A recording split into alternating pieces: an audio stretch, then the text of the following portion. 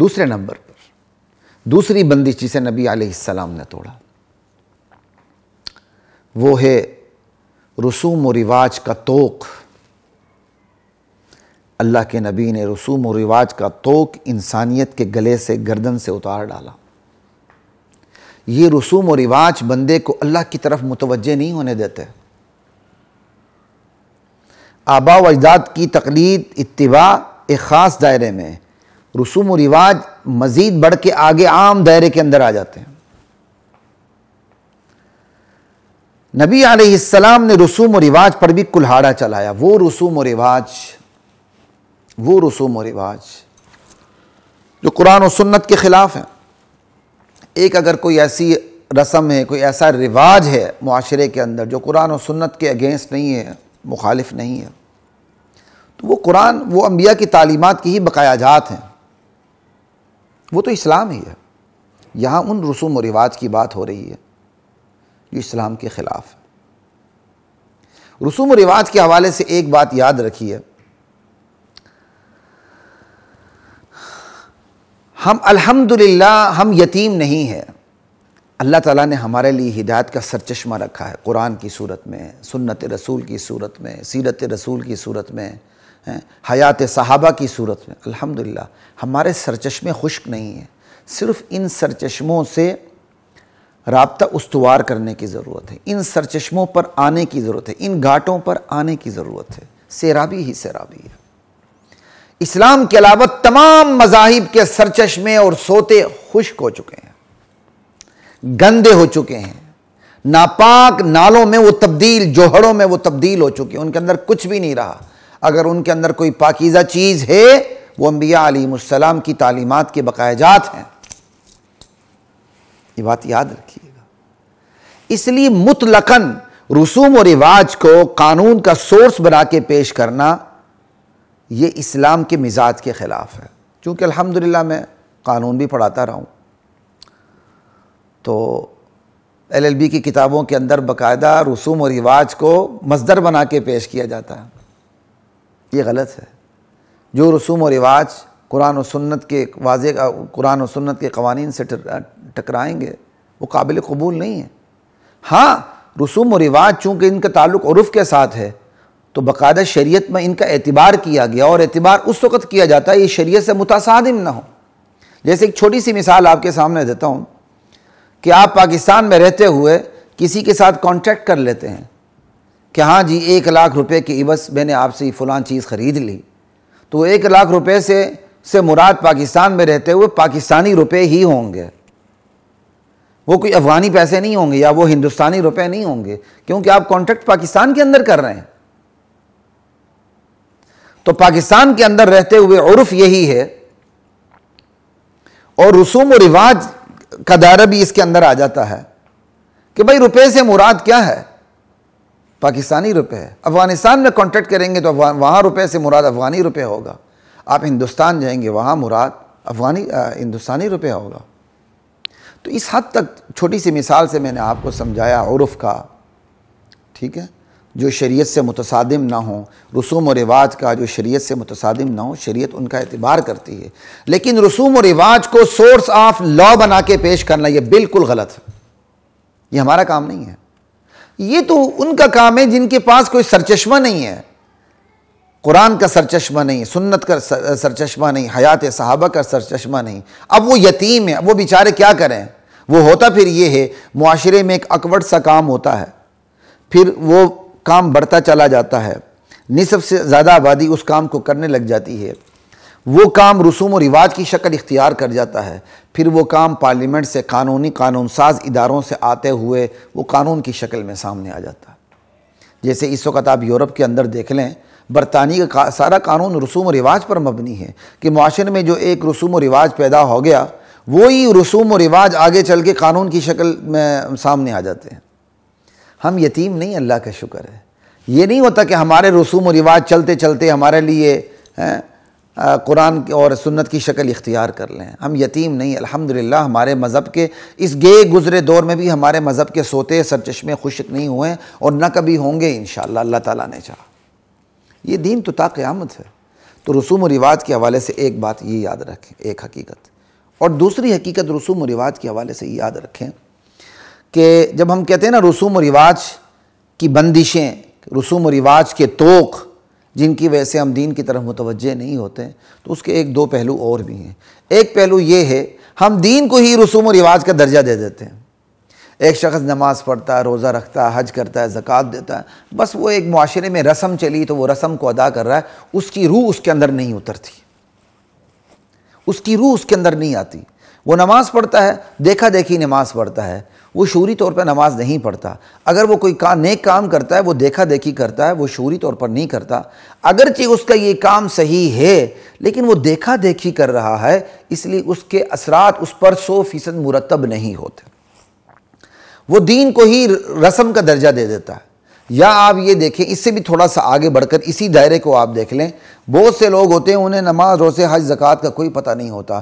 عید کا دن ہوتا ہے تو ماشاءاللہ سال میں بیچارے ایک ہی دفعہ بڑی مشکل سے کوئی ریڈی میڈ شلوار قمیض لے لیتے ہیں، پٹھی سدھی کوئی ٹوپی پہن کے، ان کا انداز ہی بتا دیتا ہے کہ وہ دین کے ساتھ ان کی کتنی بے رغبتی ہو اور یا کتنا تعلق ہے۔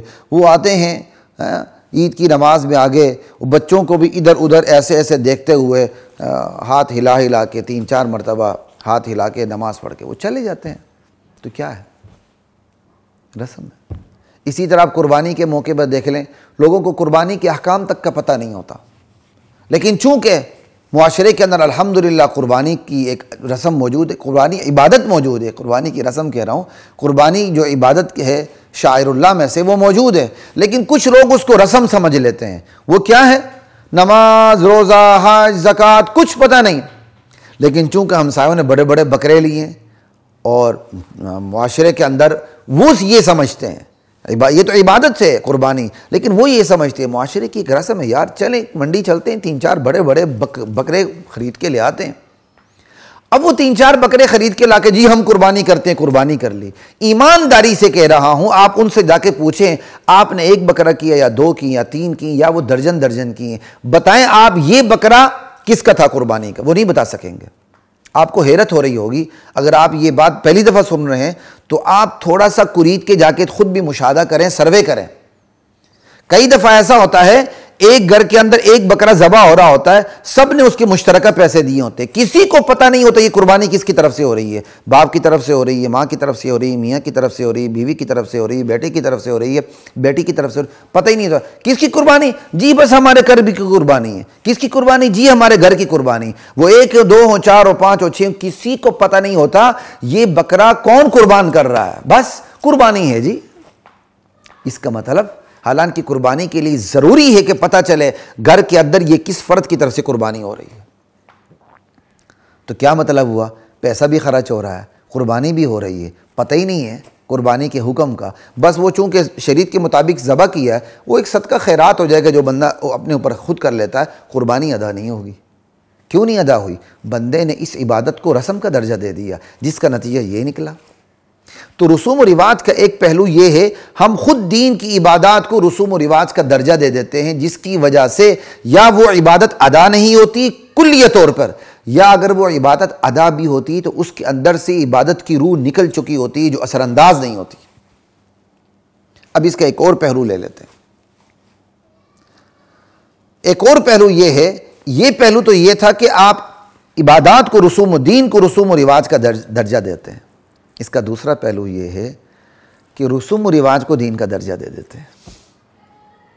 پہلا پہلو میں نے کیا بتایا آپ کو؟ خود دین کو، عبادات کو، شاعر اللہ کو رسوم و رواج کا درجہ دے دیتے ہیں، جس کی وجہ سے وہ عبادت قبول نہیں ہوتی، ادا نہیں ہوتی، یا ہوتی ہے تو اس کی روح غائب ہوتی ہے۔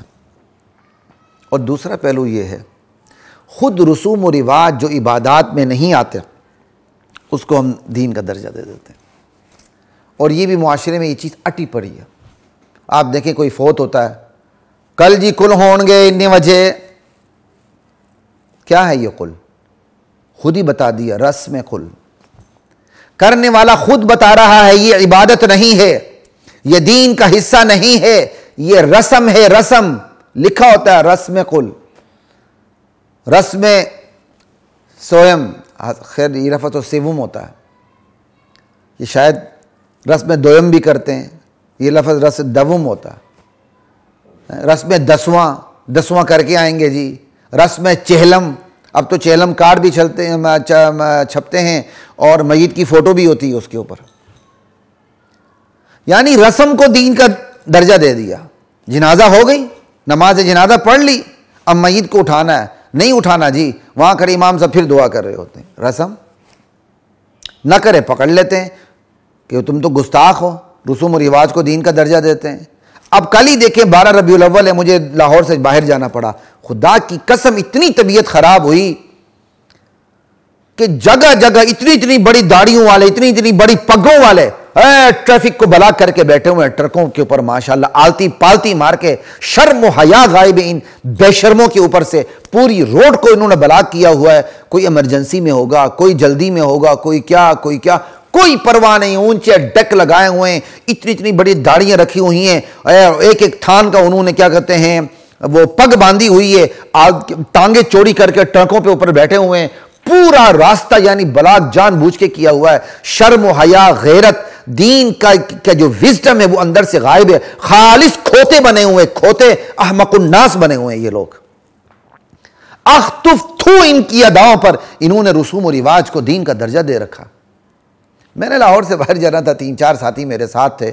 میں غصے سے باہر نکلا اور میں نے گاڑی آگے کروانے کی کوشش کی تو باقاعدہ ایک آدھ بندے نے ہلکی سی الجھنے کی کوشش کی آگے سے. پھر میں نے 2 سنا دی.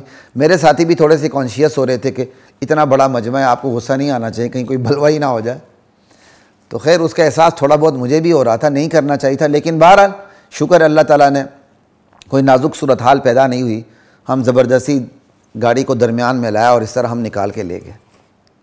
یعنی پورا شہر کو بند کر دینا، ٹریفک کو بند کر دینا، امت کو مصیبت میں ڈالنا، یہ کون سا عشق رسول ہے؟ شرم آنی چاہیے اس کو عشق رسول کا نام دیتے ہوئے.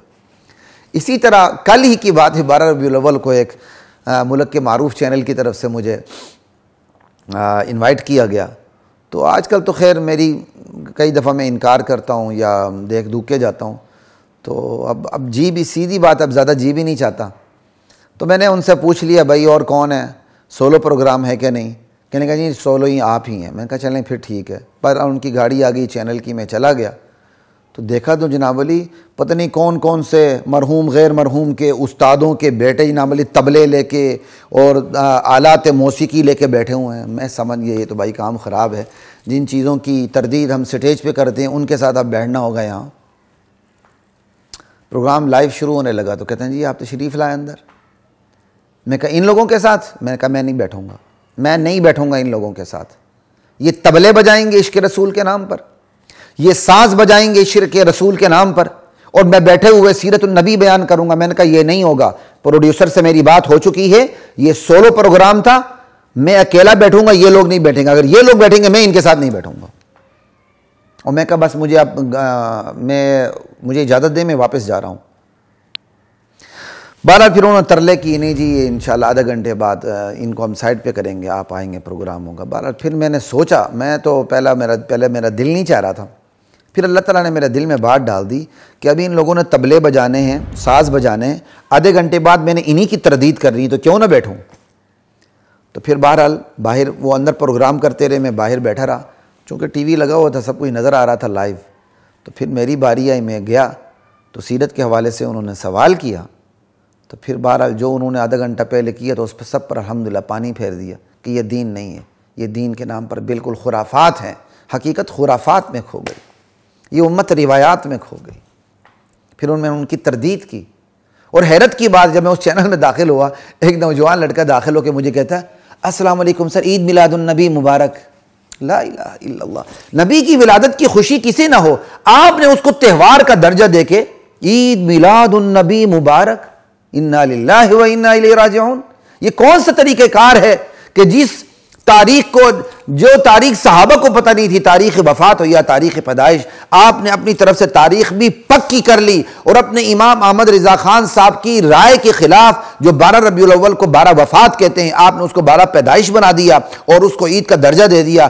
ایک جگہ باقاعدہ عید کی نماز بھی ادا ہوئی ہے چند سال پہلے، اور ایک جگہ لاہور کے اندر 12 ربیع الاول کے موقع پر لوگوں نے قربانیاں کی ہیں.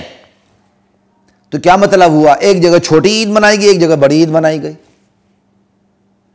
یاد رکھیے یہ دین بہت حساس دین ہے، یہ چونکہ آخری دین ہے اس لیے تمام گزشتہ آسمانی دینوں سے زیادہ حساس دین ہے۔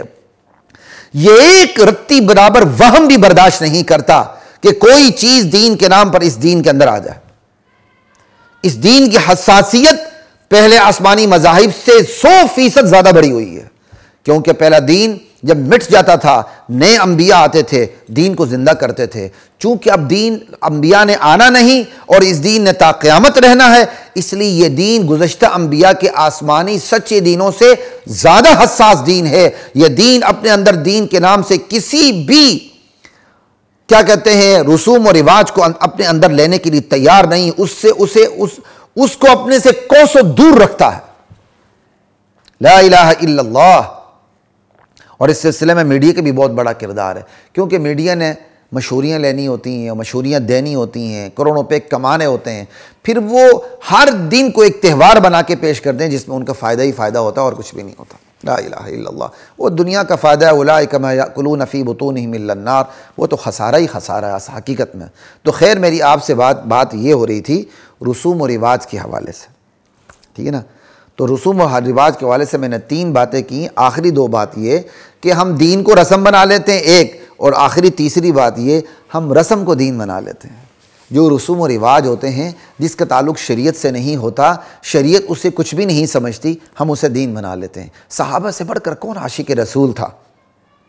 لیکن صحابہ کو حضور صلی اللہ علیہ وسلم کی ایگزیکٹ تاریخ پیدائش کا پتہ نہیں تھا، تاریخ وفات کا پتہ نہیں تھا، اور ہم اتنے بڑے عاشق رسول ہیں، پتہ نہیں ہم پر کہاں سے وحی نازل ہو گئی ہے۔ ہمیں یقینی طور پر تاریخ پیدائش بھی معلوم ہے، تاریخ وفات بھی معلوم ہے۔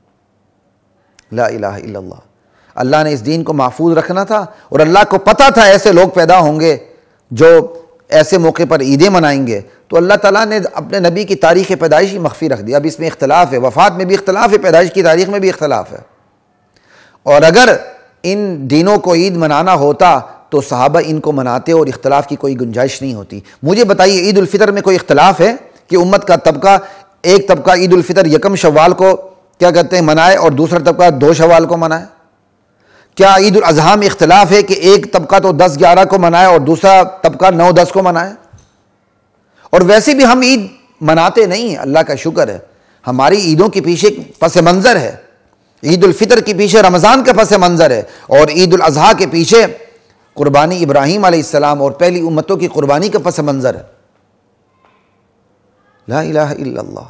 تو خیر رسوم و رواج کے حوالے سے بات کی کہ ایک تو یہ ہے کہ مذہب کے ہمارے سوتے خشک نہیں ہیں، اور ہمیں اپنے دستور زندگی کے لیے رسوم و رواج کی احتیاجی نہیں ہے ایک۔ دوسرا یہ کہ ہم دین کو رسم بنا لیتے ہیں، یہ بھی غلط ہے۔ تیسرا یہ کہ جو رسوم و رواج کو ہم دین بنا لیتے ہیں، یہ بھی غلط ہے۔ نبی علیہ السلام نے یہ محنت کی، رسوم و رواج کے توق کو گلے سے اتارا۔ تو توق کو گلے سے اتارا تو ان 3 چیزوں کو سامنے رکھیے گا۔ توق کو گلے سے یہ اتارا، اب دستور زندگی کے لیے رسوم و رواج کی ضرورت نہیں، قرآن و سنت سیرت صحابہ کی سیرت کافی ہے۔ رسوم و رواج کے توق کو گلے سے اتار ڈالا، کیا مطلب؟ دین کو ہم رسوم و رواج بننے نہیں دیں گے کہ دین رسوم و رواج کے لیول پہ آ کے عبادات کی روح ختم ہو جائے، دین کا ستیہ ناش ہو جائے، ایسا نہیں ہوگا۔ اور تیسری بات کہ رسوم و رواج کا توق گلے سے اتار ڈالا، کیا مطلب؟ رسوم و رواج کو دین بننے نہیں دیا، رسوم و رواج کو دین سے الگ رکھا، دین سے بالکل الگ رکھا۔ یہ 3 پہلو سامنے رکھیں۔ اب کہیے نبی علیہ السلام نے رسوم و رواج کی بندش کو توڑ ڈالا، جس کی وجہ سے انسانیت کو اپنے پروردگار تک پہنچنا آسان ہو گیا۔ یہاں تک 2 باتیں ہو گئیں۔